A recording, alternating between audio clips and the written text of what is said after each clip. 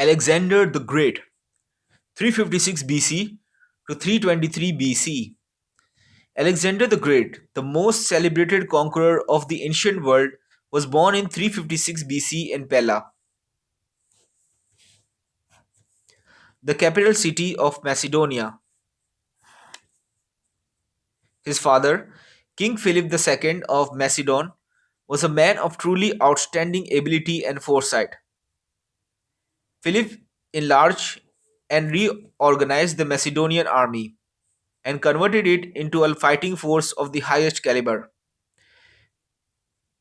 He first used this army to conquer surrounding regions in the north of Greece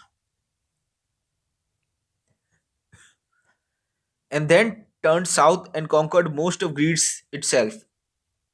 Next, Philip created a federation of the Greek city states with himself as leader. He was planning to make war on the vast Persian Empire to the east of Greece.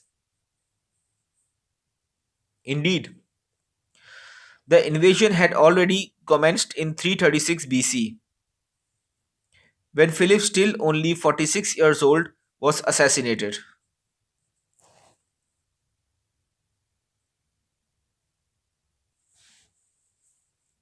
Alexander was only 20 years old when his father died,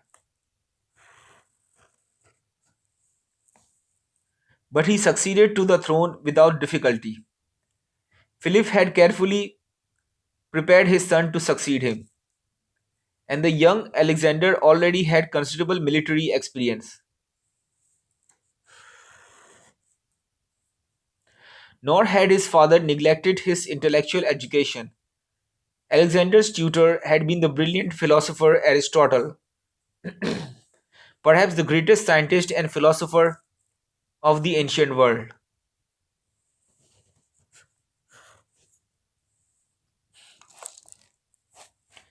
In both Greece and the northern territories, the peoples conquered by Philip saw the occasion of his death as a good opportunity to throw off the Macedonian yoke. However, Alexander, in the 2 years following his accession to the throne, was able to subdue both regions. He then turned his attention to Persia. For 200 years, the Persians had governed a vast territory that stretched all the way from the Mediterranean to India. Although Persia was no longer at the height of its powers, it was still a formidable adversary, the largest, mightiest, and wealthiest empire on earth.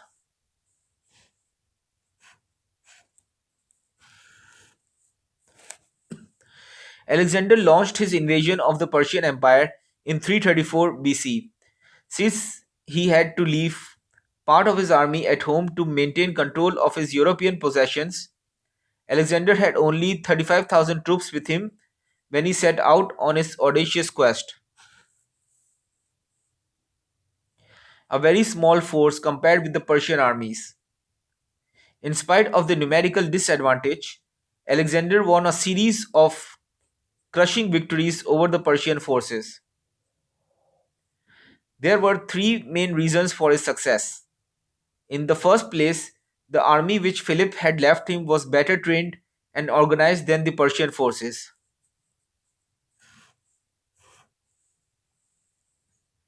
In the second place, Alexander was a general of outstanding genius, perhaps the greatest of all time.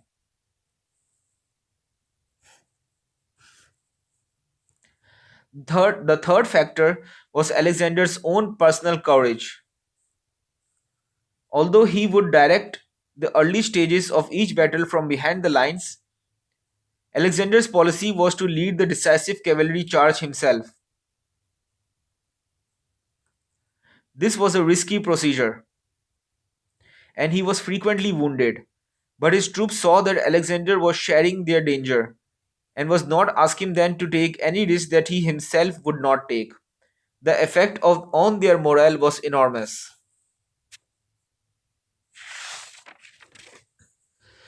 Alexander first led his troops through Asia Minor, defeating the smaller Persian armies stationed there. Then, moving into northern Syria, he routed an immense Persian army at Issus. Alexander then moved further south and, after a difficult 7 month siege, conquered the Phoenician island city of Tyre in present day Lebanon. While Alexander was besieging Tyre, he received a message from the Persian king offering to cede Alexander half of his empire in return for a peace treaty. One of Alexander's generals, Parmenio, thought the offer rather good. "I would take that offer if I were Alexander," he said. "And so would I," Alexander replied, "if I were Parmenio." After the fall of Tyre, Alexander continued south. Gaza fell after a 2 month siege. Egypt surrendered to him without a fight. Alexander then paused for a while in Egypt to rest his troops. There, though still only 24 years old, he was crowned pharaoh and declared a god. He then led his armies back into Asia, and at the decisive battle of Arbela in 331 BC, he completely routed a much larger Persian army.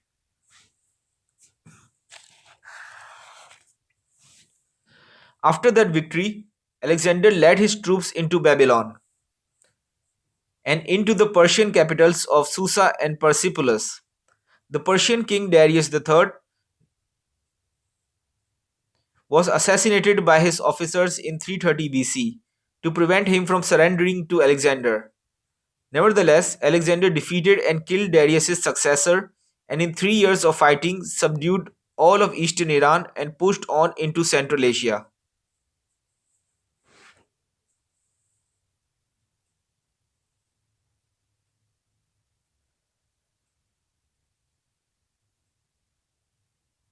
With the whole Persian Empire now subject to him, Alexander might now have returned home and reorganized his new dominions.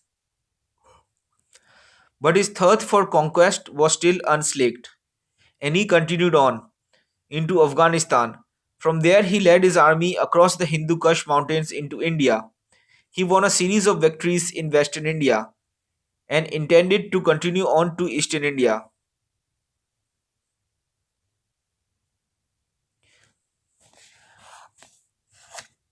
His troops, however, exhausted by years of fighting, refused to go any further, and Alexander reluctantly returned to Persia. After returning to Persia, Alexander spent the next year or so reorganizing his empire and army, and a major reorganization it was. Alexander had been brought up to believe that Greek culture represented the only true civilization,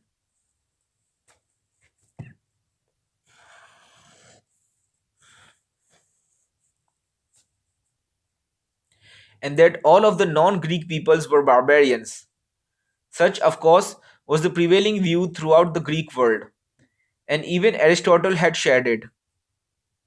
But, despite the fact that he had thoroughly defeated the Persian armies, Alexander had come to realize that the Persians were not barbarians at all, and that individual Persians could be as intelligent, capable, and worthy of respect as individual Greeks.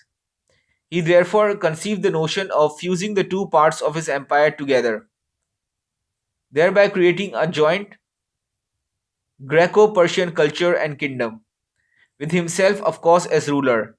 So far as we can determine, he really intended the Persians to be equal partners with the Greeks and Macedonians. To implement this plan, he took large numbers of Persians into his army. He also held a great feast, the marriage of East and West, at which several thousand Macedonian troops were formally married to Asian women.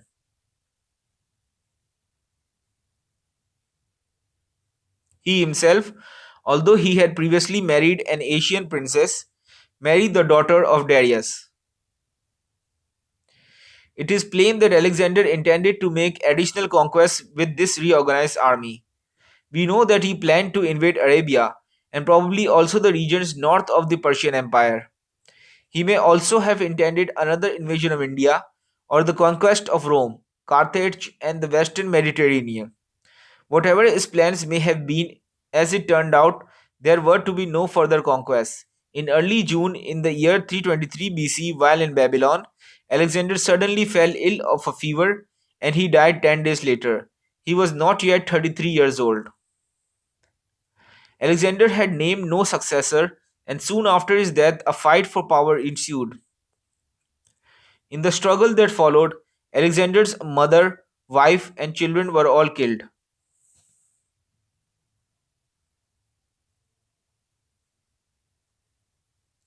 His empire was eventually divided among his generals. Because Alexander died young and undefeated, there has been much speculation as to what might have occurred had he lived. If he had led his forces into an invasion of the western Mediterranean lands, he would most likely have been successful. And in that case, the entire history of Western Europe might have been vastly different.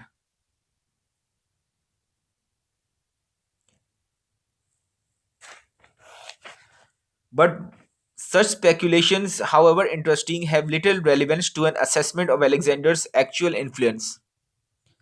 Alexander was perhaps the most dramatic figure in history, and his career and personality have remained a source of fascination. The true facts of his career are dramatic enough, and dozens of legends have grown up around his name.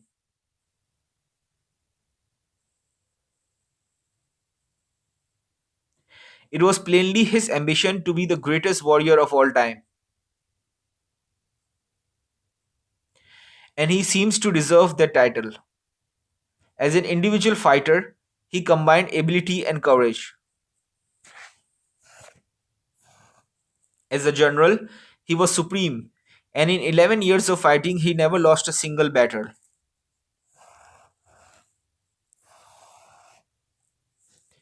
At the same time, however, he was an intellectual who had studied under Aristotle and treasured the poetry of Homer. Indeed, in his realization that non Greeks were not necessarily barbarians, he showed far more vision than most Greek thinkers of his day. In other ways, however, he was surprisingly short sighted. Although he repeatedly risked his life in battle, he made no provisions for a successor, and his failure to do so was in large part responsible for the rapid breakup of his empire after his death. Alexander reputedly could be very charming, and he was often extremely conciliatory and charitable to defeated enemies. On the other hand, he was also an egomaniac with a ferocious temper. On one occasion, in a drunken argument, he killed a close associate of his, Clytus, a man who had once saved his life. Like Napoleon and Hitler, Alexander had an overwhelming effect upon his own generation. His short term influence, however, was less than theirs, simply because the limited means of travel and communication existing at the time restricted his influence to a smaller portion of the globe.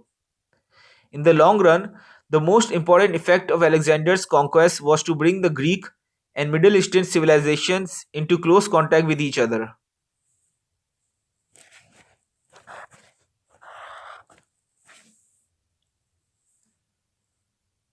and thereby to greatly enrich both cultures. During and immediately after Alexander's career, Greek culture spread rapidly into Iran, Mesopotamia, Syria, Judea, and Egypt. Before Alexander, Greek culture had been entering these regions only slowly. Also, Alexander spread Greek influence into India and Central Asia,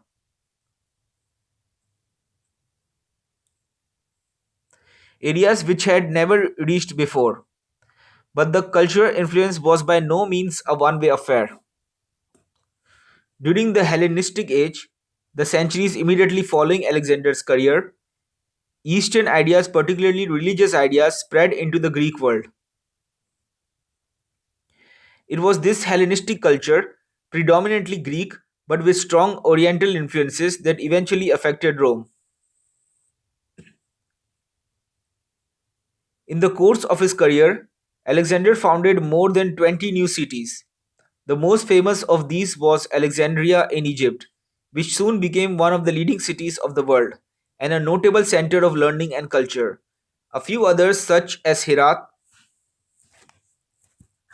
and Kandahar in Afghanistan, also developed into cities of importance.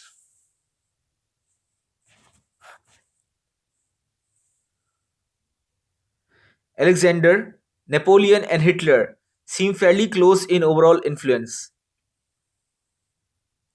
One gets the impression, though, that the influence of other two men will be less enduring than that of Alexander.